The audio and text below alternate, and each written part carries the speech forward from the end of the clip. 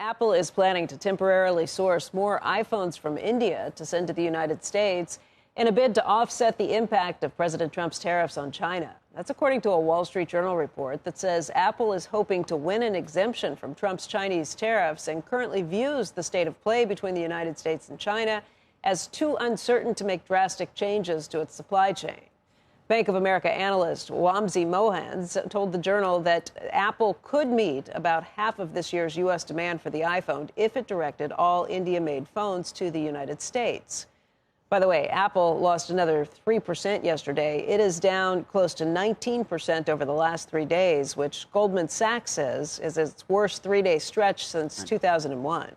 Just 2 points on this, because I think it's like illustrative of the situation. It's not that Apple is going to ultimately move its manufacturing back to the United States. It's just going to choose whether it's going to do it in China or whether it's going to do it in India or whether it's going to do it somewhere else. And then the second piece is the game of chicken we've all been talking about, which is if you're Tim Cook and you don't know whether this is going to go on for 6 months, a year, 2 years, you don't know whether the courts are going to get involved and say that the president doesn't have the power to do this. You don't know whether Congress is going to turn around and ultimately say, we don't like this. You don't know if after the midterms, somebody else is going to turn around and say, we're not doing it this way.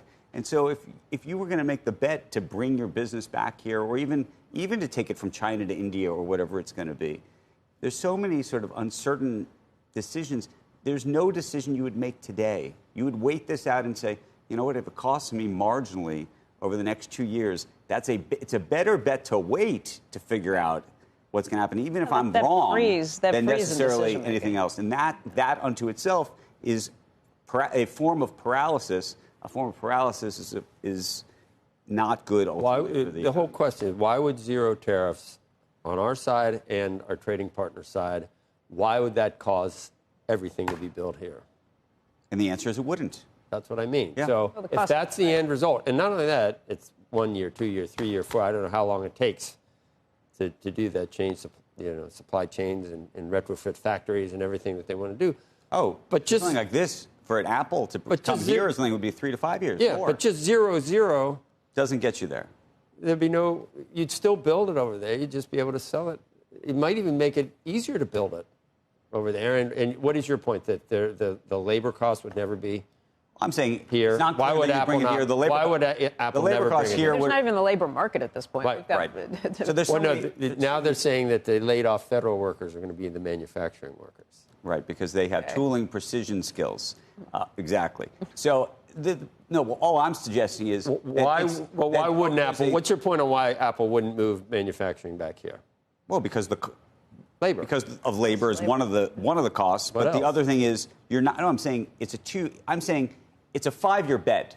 No matter what you're doing. But they're not moving here. You said they'll move to India. They'll move to India or these other places. Why not here?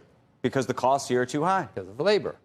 That's a huge. Saying the same thing. Well, what else? Huge component part. If you could do it here, you would, but you can't pay people what you pay the hourly rate. They already have some operations in India. They've already right. They've already invested in factories. Yeah, but what is it per hour in India? The fraction of but there's also just the cost of actually building the factory. Which, by the way, is why. But if you're going to build it in India or build it in here, the cost would be. But that's why the UAW was so excited about this, because labor costs, they have been the ones who have borne the brunt of it. If it's $70 an hour on average here versus $8 an hour. Well, they get it, in Mexico. Get it coming one way, and they get hit going the other way with all the parts there. That's one of the lead stories in the Journal is how badly Detroit is going to get hit by what presumably was meant to help.